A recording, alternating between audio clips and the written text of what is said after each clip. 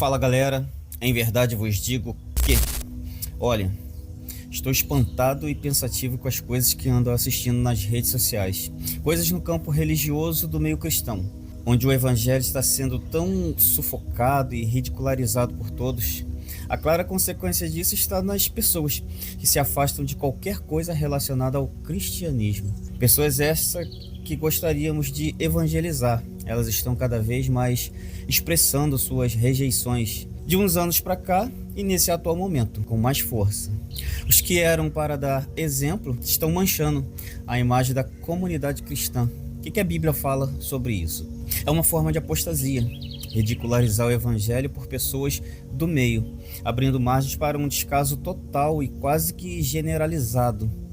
Olha, existem dons espirituais no meio cristão, porém devemos ter muito cuidado com isso, porque aprendemos pelas Escrituras que os dons extraordinários têm propósito, que envolve muitos, edifica e muda a vida de pessoas em quantidade. Dom de visão, dom de línguas, interpretação de sonhos, profecia, revelação.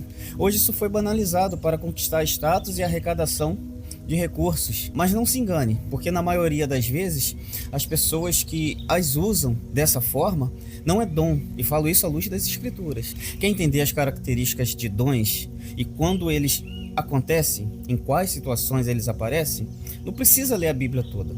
Basta ler as cartas de Paulo, e tenho certeza que com aquelas instruções, até mesmo cristãos antigos irá tomar um susto. Quando as pessoas brincam com línguas estranhas, com milagres, com teologia da prosperidade, diz ser cristão e sequer ama o próximo, só enxerga o que lhe traz conforto.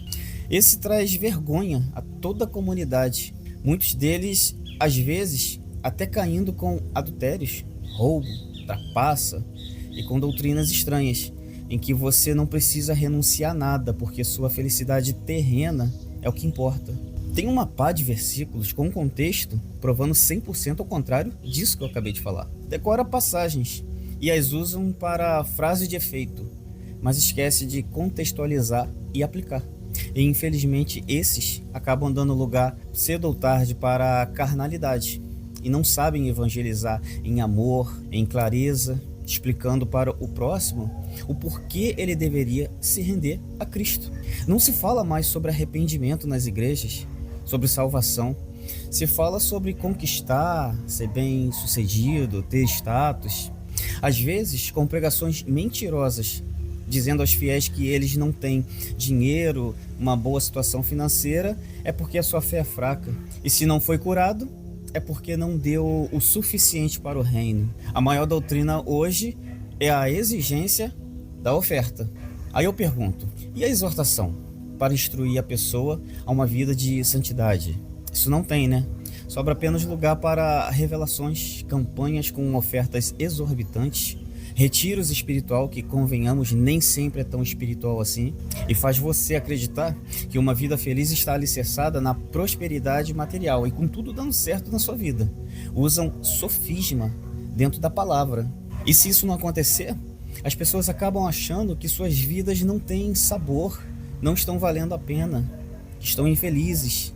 Não que ser cristão é sinônimo de infelicidade, estamos falando aqui de lutas, mas você precisa entender essas lutas. Você acabou aprendendo ao longo dos anos apenas sobre felicidade, sem que tenha uma tempestade, um deslize, e não sabe nada sobre arrependimento, e não sabe nem por que tem que se arrepender. Essa que é a verdade. O parâmetro de felicidade hoje é ter, e não ser. Se for ter, sua felicidade fica condicionada a conquistas e pessoas. Parou para raciocinar? Se for ser, sua felicidade fica condicionada a valores e a Cristo.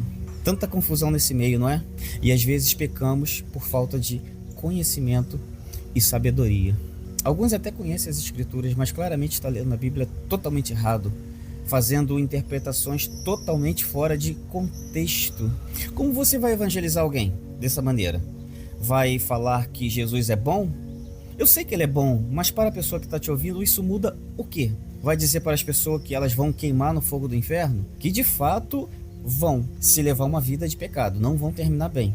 Mas como você pode levar esse assunto com inteligência e seriedade? provando de verdade o que está acontecendo aqui nesse mundo.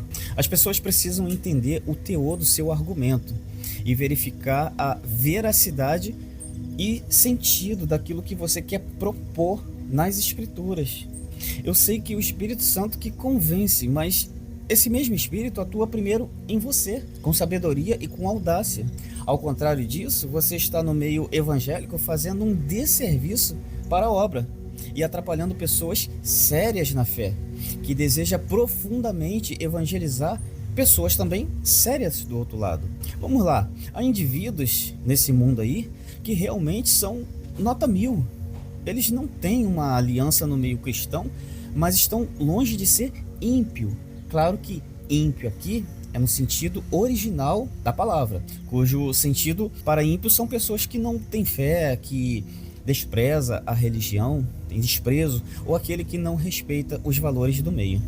Mas ao contrário disso, grande parte deles são boas pessoas, dão exemplo de honestidade, fidelidade, humildade.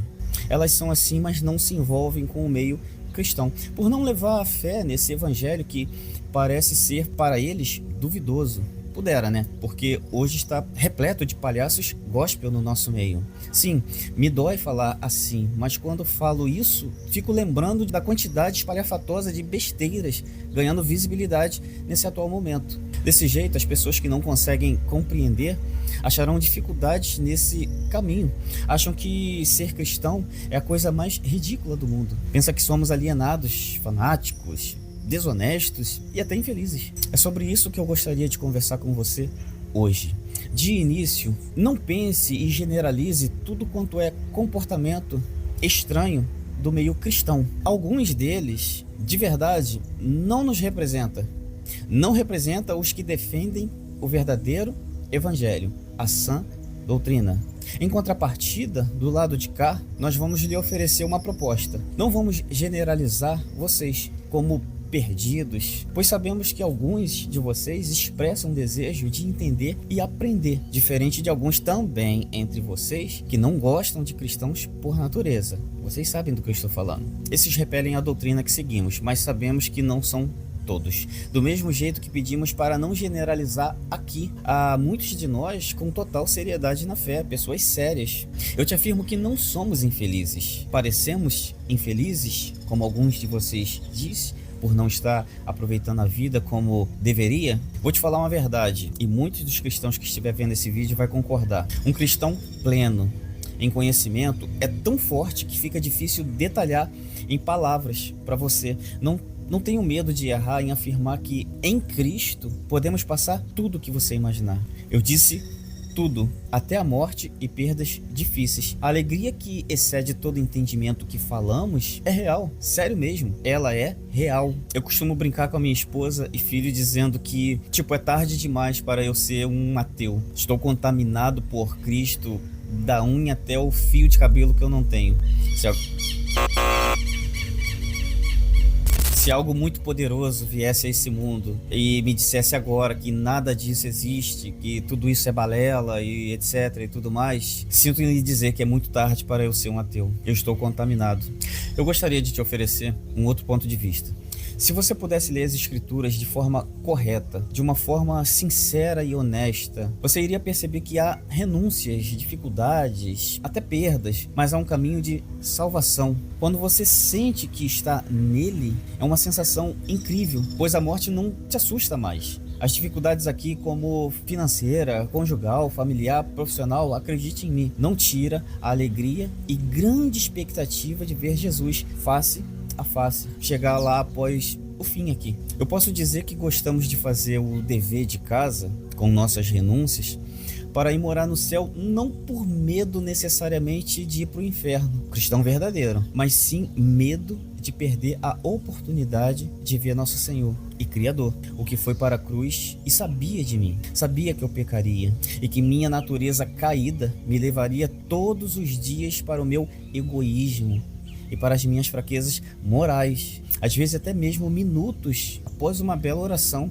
ele sabia das minhas seguintes atitudes, mas sofreu a minha morte para que eu venha em vida repudiar tudo e viver por ele, por intermédio dele. Hoje eu me considero pé no chão, sem essa de ser um cristão emocionado, sem a menor noção de queda, redenção e salvação, que é disso que a Bíblia fala, usando por aí o nome de Deus em vão, não. Eu venho pedindo a Deus para que, se um dia for me usar, que seja inteligente dentro da sabedoria espiritual, com verdade revelada em meu coração, construindo argumentos racionais, porém sem ficar aquém das Escrituras. Confesso que algumas perguntas não pode ter resposta apenas dentro da sabedoria e sentimentos humanos. Somos limitados demais para isso. Também um achismo não é base para definirmos nada, tanto para cristãos quanto para ímpios. Se vamos falar sobre isso, precisamos de honestidade e ética dos dois lados. Por exemplo, o que você precisa para poder ser um advogado, um médico, um policial e um músico? Na minha visão, gostar, se interessar, se relacionar com o meio e se desenvolver nele. Vamos falar aqui sobre ler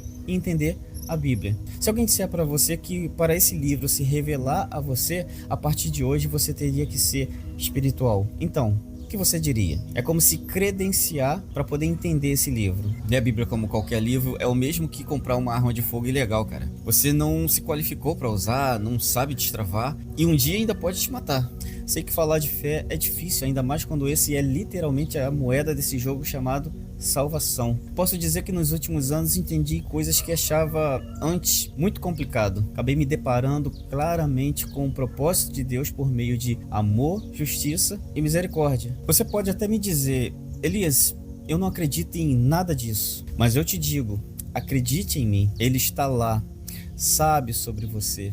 Mas se você soubesse de sua natureza, essência e juízo, não chegaria perto de qualquer maneira. Os que fizeram isso não acabaram bem. Um dos seus infinitos atributos, que ele nos permitiu saber, é da santidade. Isso lhe confere uma qualidade que repele automaticamente o pecado. É como se você não pudesse evitar sentir um mau cheiro, certo? Isso acontece. Essa qualidade dele é perigosa, pois esmaga o pecado em níveis abomináveis. Em alguns casos, mata a matéria e lança o espírito na perdição. Ou em outras ocasiões, mata o espírito e você acaba virando ferramenta de Satanás ainda em vida. Lembre-se que às vezes a morte pode não ser literal. Você pode morrer por dentro e achar as consequências ainda em vida ou após o seu fim aqui. Ele quer você tanto quanto todos, mas te criou e deu a você livre agência, até porque livre-arbítrio é outra história. A vida que concedeu a você foi dom, presente, dádiva, oportunidade, adivinha, prova de amor, mesmo sabendo que poderia não o escolher. Vou melhorar isso. Pensa comigo. Imagina se ele permitisse nascer apenas quem tivesse inclinação para ele. Não iria parecer que o jogo da vida começou com livre-arbítrio, certo? Que por sua vez virou livre-agência após a queda. Mas ele o trouxe à vida, mesmo sabendo que as escolhas morais seriam suas. Como o peixe, que sabe que existe um mundo fora do mar, mas se sair, em pouco tempo morre. Na colocação aqui, o mar representa o Deus da vida do peixe. Como se dissesse, você nasceu aqui e não vou impedir que vá a lugar nenhum. Porém, os que permanecem em mim vivem. Você vê o mar impedindo a escolha do peixe? Pense nisso, não é tão difícil entender. Esses dias eu vi uma cena de uma águia levando um sapo para comer. Vocês já devem ter visto essa cena no Instagram. Tenho para mim que esse foi o melhor e também o pior dia do sapo. Sabe por quê? Ele fez um voo alto, viu tudo, deve ter curtido o passeio. O final que era trágico, pois estava sendo levado para a morte. Imediatamente eu pensei, nem tudo o que queremos é o melhor para nossas vidas. Muitas das vezes não estamos prontos para essa conversa. Essa que é a verdade. Deus não pode nos abençoar em tudo que pedimos por vários motivos. Talvez o tamanho da sua fé, qual é a verdadeira intenção do que estamos pedindo, aonde aquilo nos levará. E outra, se seria justo também dar a você tudo o que pede, sem que você realmente o queira como Senhor, sem que você sinta prazer em seus ensinamentos e mandamentos. Quer ser filho para receber, mas o rejeita para obedecer.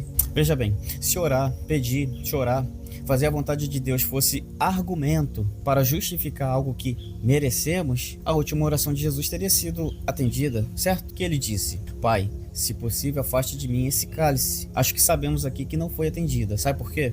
Ao final da mesma oração ele disse, mas que seja feita a sua vontade, não a minha.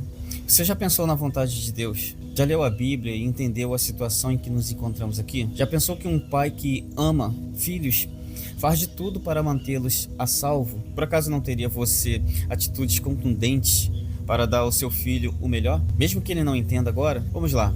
E aonde Jesus está hoje? Glorificado, vitorioso e reinando para todo sempre, em sentidos e desfrutes infinitamente superiores ao da terra. Assim será para todos aqui.